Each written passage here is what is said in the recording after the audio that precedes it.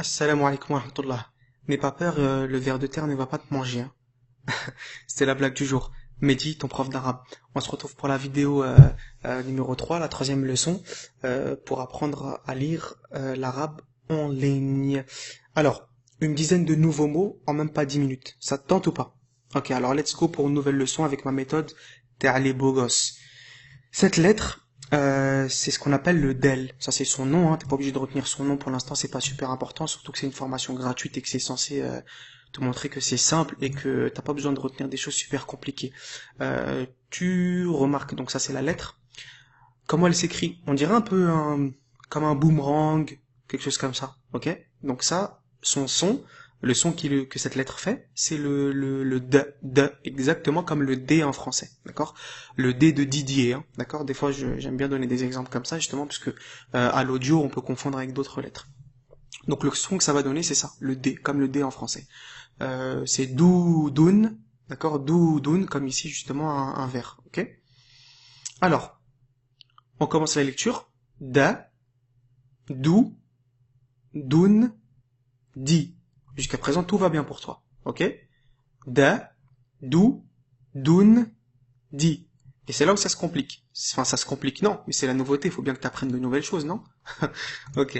Alors, pour la nouveauté, bah, c'est super simple. Tu te rappelles, quand tu avais un seul trait, ça faisait le son di. Bah, quand tu as deux traits, ça fait le son din. D'accord? Din. Donc, c'est-à-dire tout simplement, tout ce que tu rajoutes, en fait, c'est le N. Tout comme ça te donnait le son OU. Et ça te donnait le son UN. De la même manière, ça te donne le son I. Et ça te donne le son IN. D'accord? Si tu veux comprendre, bah tiens, pour aller plus loin, hein, je vais prendre le temps de t'expliquer un petit peu ça pour que tu comprennes d'où ça vient. Tu vas voir, c'est super simple. En fait, en arabe, quand tu vas voir cette... tiens, je vais effacer comme ça, ce sera plus facile. Ça, on a dit, c'est le son qui donne la voyelle courte, qui donne le son OU. D'accord? Si je la double, d'accord, donc je vais en rajouter une deuxième, ça me donne le son UN. Ok. Ça donne le son I. Si je la double, ça me donne le son IN. Ça donne le son A. Si je la double, ça me donne le son N. Donc tu vois en fait que le fait de doubler la voyelle courte, quand tu doubles la voyelle courte, ça te rajoute le petit N à la fin. D'accord? Ça te rajoute le son N à la fin. Donc A, I, OU, ça se transforme en N, IN, UN. Ok. Et là, tu vas me dire, ouais, mais pourquoi là, ce signe-là, avec la queue en forme de tire-bouchon, il a apparu, en fait? Bah, il a apparu tout simplement pour faciliter cette écriture. C'est comme ça qu'écrivaient les Arabes, d'accord? Donc, en fait, tu vas pouvoir trouver, tout simplement cette méthode, cette manière d'écrire, un, ou tu vas trouver celle-là, un. Voilà. Donc, les deux sont corrects. Et les deux se valent. Par contre, en ce qui concerne N et in, tu n'auras que ces écritures-là. Il n'y en aura pas d'autres, ok? Va pas commencer à me dire, va pas commencer à me faire des trucs du genre, moi je vais écrire comme ça et après je fais un petit truc en forme de tire-bouchon, ok? Voilà, donc t'as compris un peu le concept d'où ça vient? Très bien. Donc ça te donne da, dou, doun, di et din. D'accord? Ça c'est pour les voyelles courtes. Maintenant on passe aux voyelles longues. Bah, les voyelles longues tu les connais déjà, ok? Donc ça te donne da, dou, di. Ok? Da, dou, di. Maintenant, tu es habitué. Seule petite remarque que tu vas pouvoir me faire, c'est, Mehdi, comment ça se fait que c'est pas accroché? Et là, je vais te dire, si tu te rappelles bien, il y a certaines lettres qui ne s'accrochent pas avec celles qui suivent. D'accord? Donc là, je n'accroche pas, là, je n'accroche pas, là, je n'accroche pas. Pourquoi? Parce que le del, cette lettre-là, ici, qui donne le son de, d'accord? Elle ne s'accroche pas avec celle qui suit. Jamais tu ne la trouveras accrochée avec celle qui suit. Ok? Donc, on passe à la lecture des mots, Inch'Allah. Avant ça, un petit récapitulatif, regarde, en ce qui concerne son écriture en début, milieu et fin de mot. Si tu regardes bien, ici, en début de mot, d'accord? Ensuite, comment il s'écrit au milieu ou à la fin du mot. C'est la même chose, pourquoi? Parce qu'en fait, si tu l'écris au milieu du mot, ben forcément, il va pas s'attacher avec la lettre qui suit. Donc en fait, c'est comme s'il était écrit à la fin du mot. Voilà, donc le del, en fait, il a que deux écritures. Début de mot ou fin de mot ou milieu de mot, ce sera la même écriture, d'accord? J'attire ton attention sur une chose très importante, mais ça concerne l'écriture. On le voit justement dans la formation complète lorsqu'on fait l'écriture. Mais tu regardes, t'as l'impression qu'ils sont différents. Celui-là, il est un peu plus courbé, un peu plus petit. Celui-là, il est un peu plus haut ici, la barre, etc. Ça, c'est juste une question de calligraphie informatique. En vérité, c'est exactement la même chose. Il s'écrira toujours comme ça. Ne fais pas attention à ce del ici, là, un petit peu bizarre. On dirait, lui, c'est le grand frère et lui, c'est le petit frère. frères. D'accord? Pas du tout. Tout le monde, ils sont tous des petits frères. Ok? Donc tu retiens ça aussi, c'est important. Voilà. Alors on passe à la lecture donc des mots. Alors pour la lecture des mots, bah c'est simple. Dou, doun. Donc pareil, hein, t'as ta consonne, t'as ta voyelle, consonne, voyelle. Ok? Donc consonne, voyelle, consonne, voyelle. Doudoun. Doudoun. Ensuite, c'est un mot qui est un peu long. Donc on va le décomposer. Première chose, comment tu fais pour décomposer le mot? On a dit, c'est toujours consonne. Donc la consonne, c'est le ba, ici. Et sa voyelle, i, ça fait bi. Ensuite, consonne, c'est le ta. Et sa voyelle, a, ça fait ta. Jusqu'à présent, on a quoi? Bita, bita. Ça, c'est le début du mot. Après, consonne, ba. Voyelle, ou. Ça me donne bou. Et pour finir, tin. Consonne, d'accord? Et la voyelle, in. Rappelle-toi, les deux traits, c'est in. Donc ça me donne tin. Le mot en entier, bitaboutin. Bitaboutin. Ok? Un petit conseil que je donne lors de la lecture de tes mots en arabe, c'est très très important de te donner un flow, de te donner un rythme de lecture, d'accord? Parce que la langue arabe est une langue qui est très rythmée. Donc en fait, quand tu vas lire, essaie de te donner un certain flow. Je t'ai pas dit de faire des vibes non plus, d'accord? Mais essaie de te donner un rythme pour lire, ça va t'aider. Par exemple ici, tu vois, pour faire les prolongations longues, regarde comment je donne un rythme. Bitaboutin. Bitaboutin. Tu vois comment ça m'aide à faire les prolongations, à faire les voyelles longues et les voyelles courtes sans me tromper. Voilà, donc il faut que tu essaies de te donner ce rythme-là. Ensuite, da, da, da, da. Ensuite, daddy. Rappelle-toi le canard avec les deux points, c'est le son i. Donc ça donne daddy. D'accord, comme papa en anglais. Daddy, ok? Ensuite, dida. Et là, attention, ne me fais pas long à la fin. C'est court, hein. Dida. Et ici, tu me dis, oh là, comment t'as lu dit? C'est quoi ça? Bah, je te réponds, c'est le canard avec les deux points en milieu de mots, hein. Ok? C'est en milieu de mots.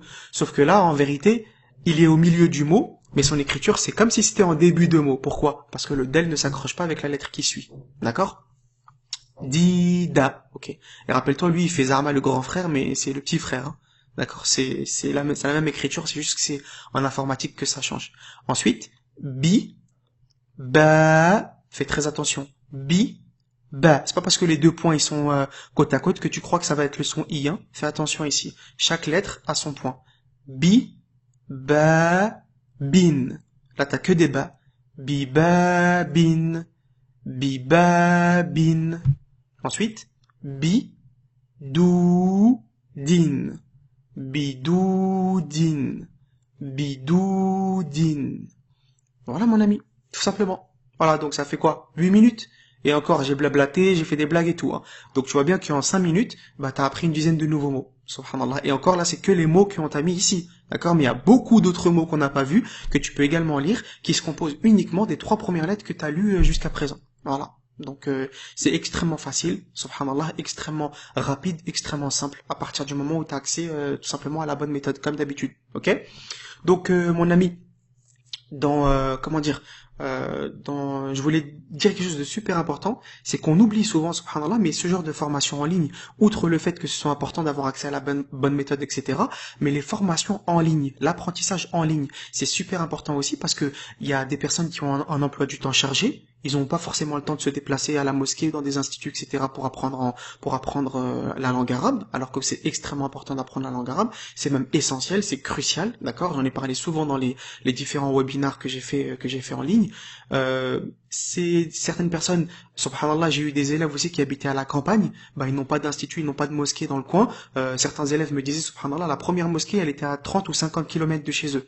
Tu te rends compte, c'est-à-dire que déjà ils peuvent pas. Et quand bien même ils peuvent se rendre dans ces endroits-là, ben bonne chance pour trouver un cours de qualité. Si c'est pas un prof catastrophique qui sait même pas t'expliquer, qui vient du bled, qui sait rien expliquer en français, tu vas rien comprendre à ce qu'il te raconte, etc. Donc faut trouver aussi un cours de qualité, c'est pas évident. Il y a certaines personnes, par exemple les sœurs, souvent qui souhaitent rester à la maison pour apprendre, c'est une facilité.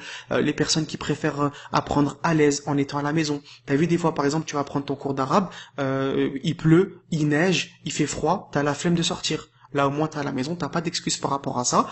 Il suffit tout simplement d'ouvrir ton PC, d'être un minimum motivé. T'ouvres ton PC, t'as un PC, t'as une connexion Internet, c'est parti. D'accord? Même avec ma méthode, comme tu pourras le voir, Inch'Allah, dans la dernière vidéo, même sans connexion Internet, tu peux télécharger les vidéos et faire ton cours tranquillement. Voilà.